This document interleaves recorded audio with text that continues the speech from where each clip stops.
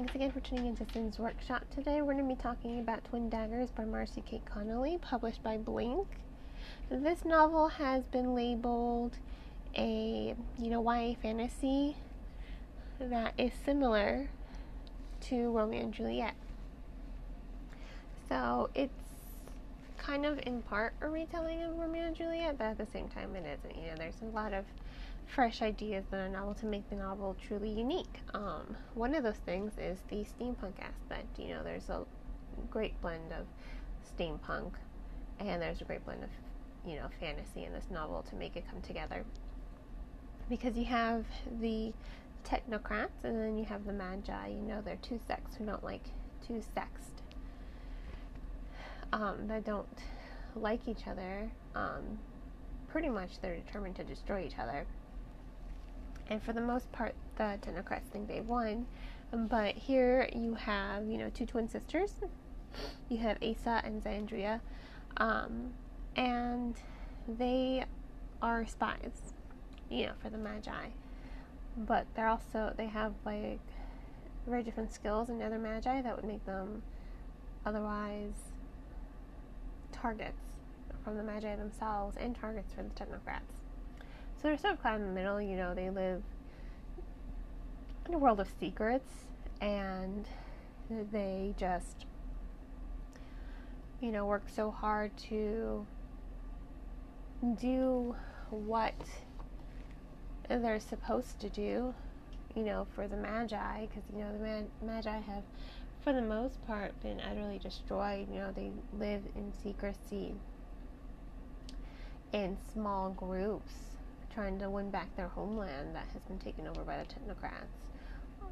So, there's a lot of blending of the story there and blending of, fantasy elements with steampunk almost, because the way the technocrats live, lots of machinery, lots of steam-powered machinery, oil-powered machinery. It's very reminiscent of a steampunk genre, and that's what I liked about it. I don't read a lot of steampunk, except for Lady Mechanica, the comic book I love,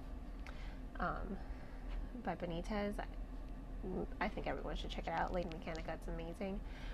But when I do read good steampunk, I'm very picky when it comes to steampunk, and that's what I love about it. It's so unique and it's fresh when it's done very well and structured very well.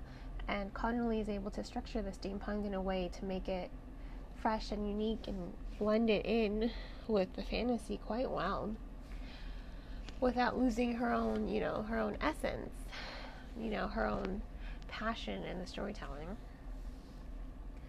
I also think, the world building, it was done very well. There's lots of snippets here and there about the history between the technocrats and the Magi.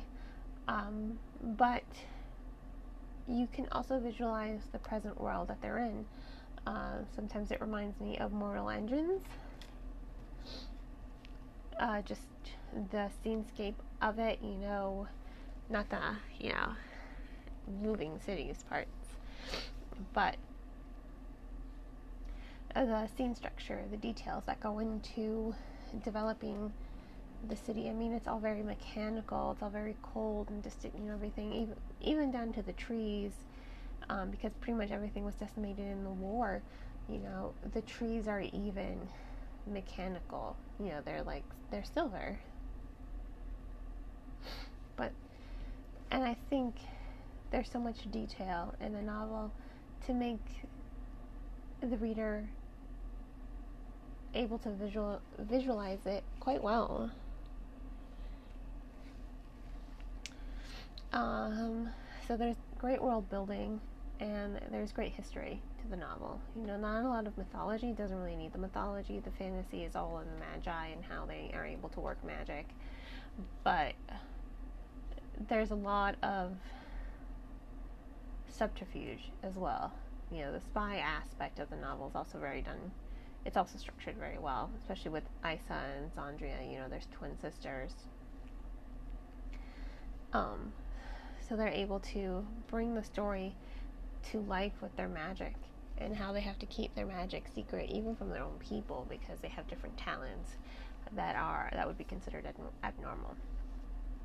Now, as for the character development, Asa is a really strong character, and then you have her sister Zandria. They're perfect foils for one another. They balance each other out very well, as twin characters should. But I have to say, I think the character development is there, but it takes a while to grow. And I say that because the novel itself, it tends to drag.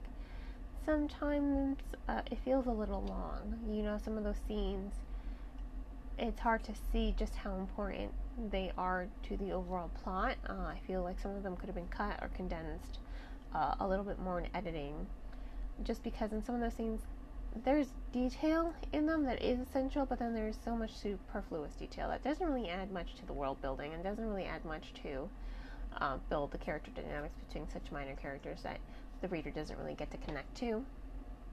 In this novel, maybe it's important for future novels.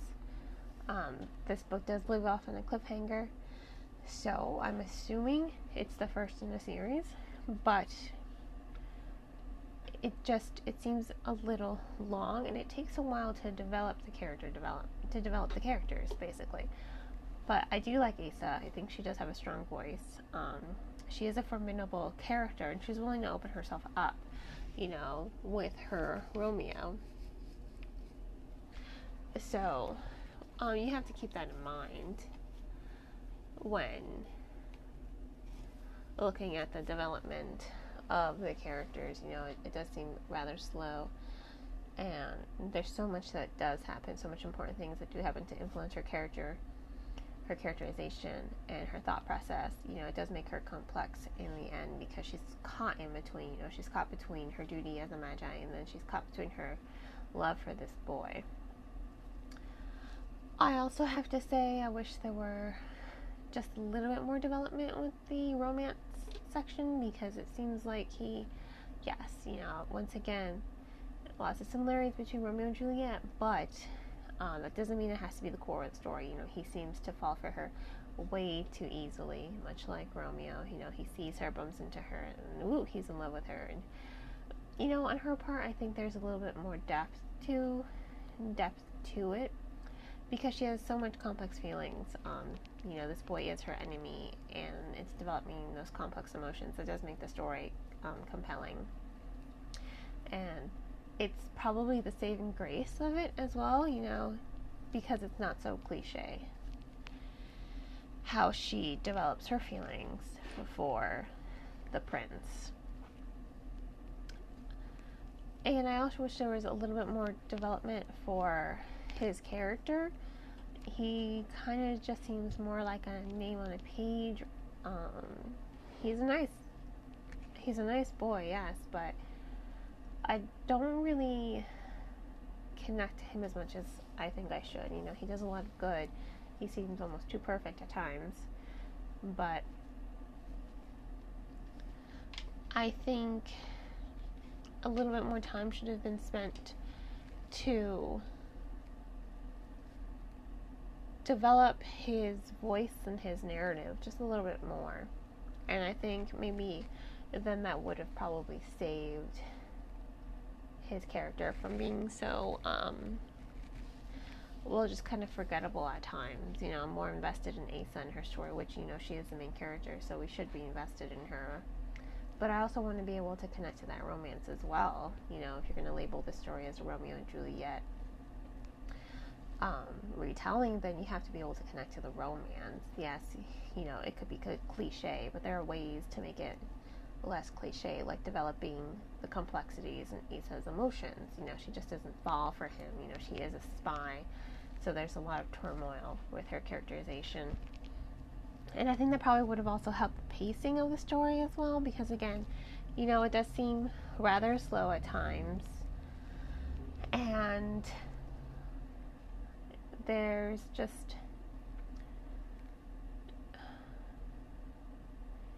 too much that happens that doesn't seem essential to the storyline. So I think if more time had been spent developing his character and their dynamics, maybe the pacing probably would have not felt so dragged out at times. But that's just me. At the end of the day, I did give this book 4 stars because I really love the steampunk element. I really like the fantasy blend to it as well.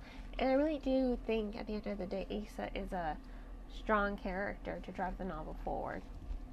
I think the pacing of the novel could have been slightly better, and I think the romance could have been developed a little bit more without falling into cliche tropes. But other than that, I really did enjoy Twin Novels. I am looking forward to the sequel because right at the end, you really get to see Aro's development and some more of his personality, like right at the end. So I'm excited to see where the future of this novel and the future of the premise of this plot line, between the Magi and the technocrats. So on that note, once again, this was Twin Daggers by MarcyKate Connolly, published by Blink. I gave it 4 stars. Please remember to check it out at from your local library using their digital catalog if you're able to. If finances allow it, please support your local bookseller and purchase the book. I hope everyone has a great rest of your day, and as always, happy reading.